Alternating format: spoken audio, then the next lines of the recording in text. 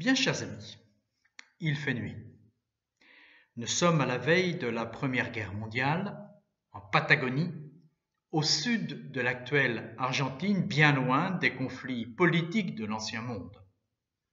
Le silence nocturne assoupit l'activité du port de Viedma. Un cycliste en blouse blanche passe comme un ange de Dieu dans les rues obscures. Si d'aventure quelqu'un l'aperçoit, il ne s'en étonne pas.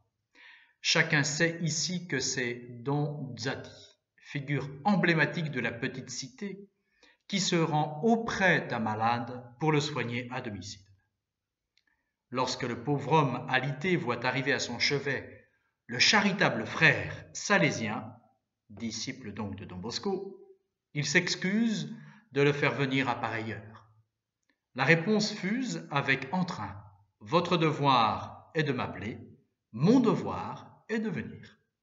Si quelqu'un avait prédit à l'adolescent de la plaine du Pô, fleuve du nord de l'Italie, qu'il serait un jour la providence des pauvres à l'autre bout du monde, il aurait probablement éclaté de rire.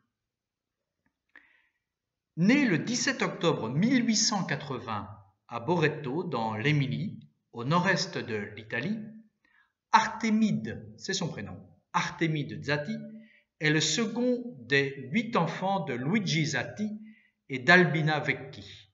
Pour nourrir leur famille, ces modestes agriculteurs peinent sur une terre qui ne leur appartient pas. Quand la maman est au champ, c'est la fille aînée qui s'occupe des enfants. Dès l'âge de 4 ans, Artemide aide ses parents à la ferme. Il fréquente cependant l'école élémentaire jusqu'à l'âge de 9 ans, avant de s'embaucher comme ouvrier agricole chez un propriétaire du voisinage. Levé à 3 heures du matin, il mange à la hâte un peu de polenta au lait et part pour les champs. Sa diligence, son application au travail et son sens de la responsabilité, acquis auparavant en partageant avec sa mère le soin de ses plus jeunes frères et sœurs, le distingue des adolescents de son âge. Son salaire, 25 lire par an.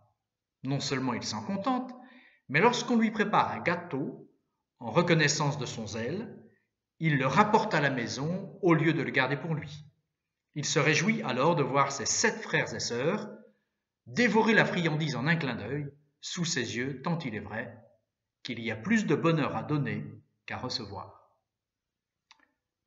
Le marasme économique dans lequel s'est enlisée l'Europe entière durant ce dernier quart du XIXe siècle affecte cruellement le monde agricole. Les affaires vont de mal en pis, les machines manquent, les ouvriers sont au chômage. La malnutrition cause de graves maladies.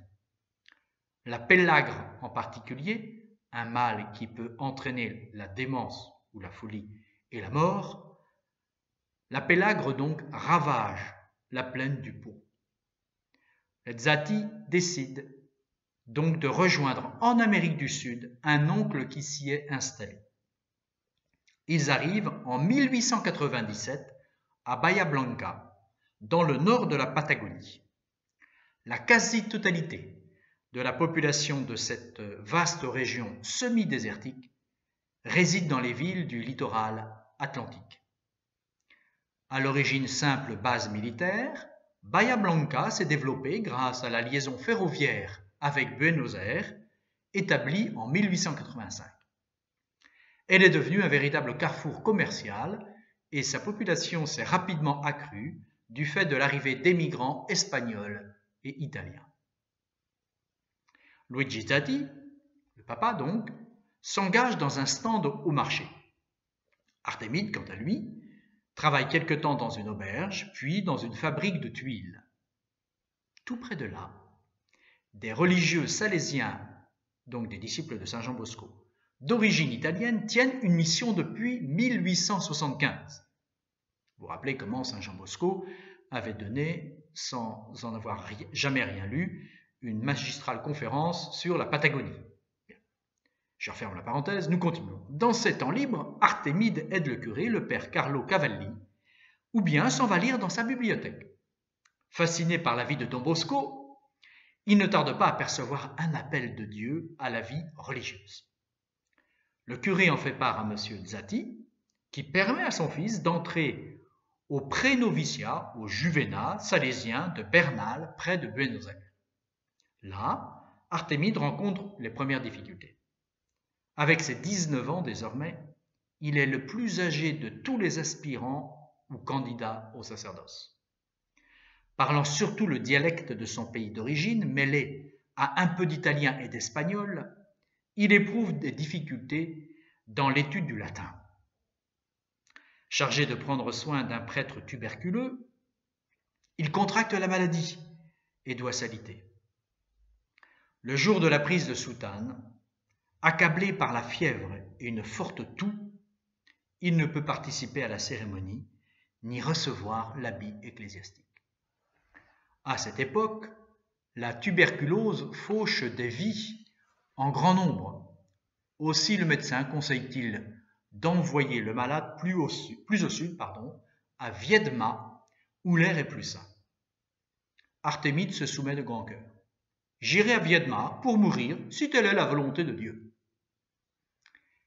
Situé sur la rive gauche du Rio Negro, à 30 km de son embouchure sur l'océan Atlantique, Viedma est relié à Bahia Blanca par une voie ferrée de 250 km de long. Dans cet avant-poste missionnaire, peuplé de soldats, d'aventuriers et d'ouvriers livrés à eux-mêmes, les Salésiens tiennent une pharmacie et un hôpital qu'ils ont aménagés dans une ancienne écurie. Des maladies fréquentes en Europe trouvent les indigènes sans défense immunitaire. Faute d'assistance sanitaire, ils meurent par centaines. Le père Evasio Garonnet, qui accueille Artémide, est le seul médecin, entre guillemets, sans le titre officiel, dans la place. Il a acquis une grande expérience comme infirmier dans l'armée italienne et tous se tournent vers lui en l'appelant docteur. Ce prêtre invite le jeune tuberculeux à prier la Sainte Vierge pour obtenir sa guérison et il lui suggère la formule suivante, adressée donc à la Sainte Vierge. « Si vous me guérissez, je consacrerai le reste de ma vie aux malades de cet établissement. » À la surprise de tous, Artémide se rétablit rapidement. « J'ai cru, dit-il, j'ai promis, j'ai guéri. » Il s'engage alors avec enthousiasme sur sa voie désormais toute tracée. Le 11 janvier 1908, il émet sa première profession, ses premiers vœux, comme frère coadjuteur, c'est-à-dire un frère qui aide les pères, puis prononce ses vœux perpétuels ou définitifs le 8 février 1912. Fidèle à sa promesse, il prend d'abord en main la pharmacie pour s'impliquer ensuite de plus en plus comme infirmier dans le soin des malades.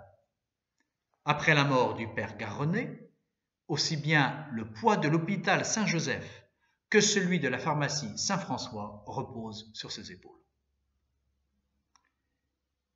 Le jeune religieux acquiert une telle compétence qu'on le regarde bientôt comme indispensable.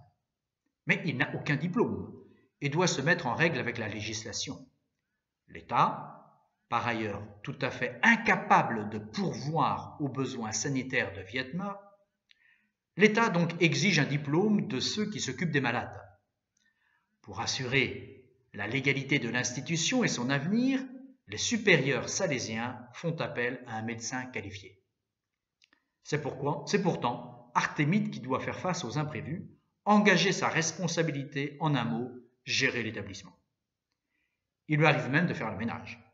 En 1913, il parvient, à force de travail et de démarche, à reconstruire entièrement l'hôpital et à le doter de tous les équipements nécessaires pour donner les meilleurs soins aux malades.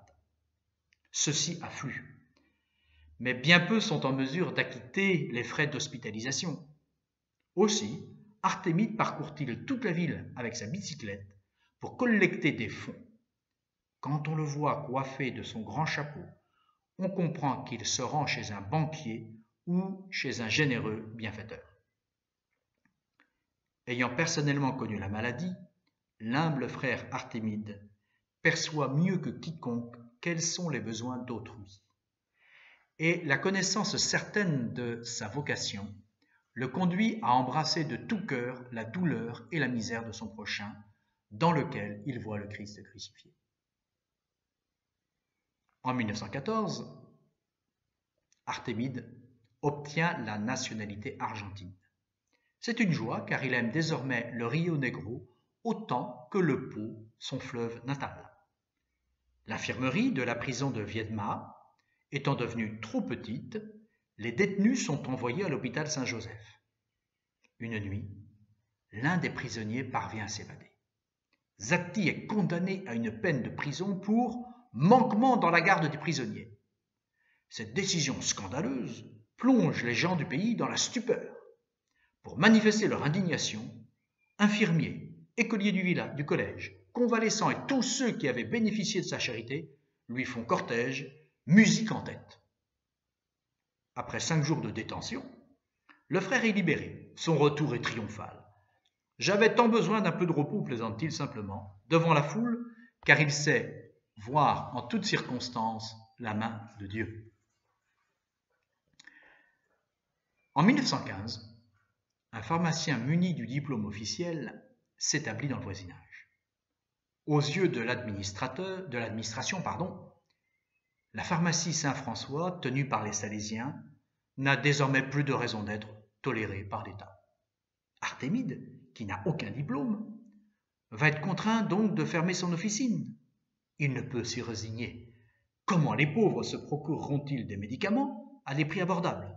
Il se rend donc à La Plata, passe les examens nécessaires et revient diplômé. Je vous retrouverai demain pour la suite de la biographie de ce frère dont vous sentez bien, vu les circonstances que nous connaissons, qu'elle est particulièrement adaptée ou opportune à notre méditation.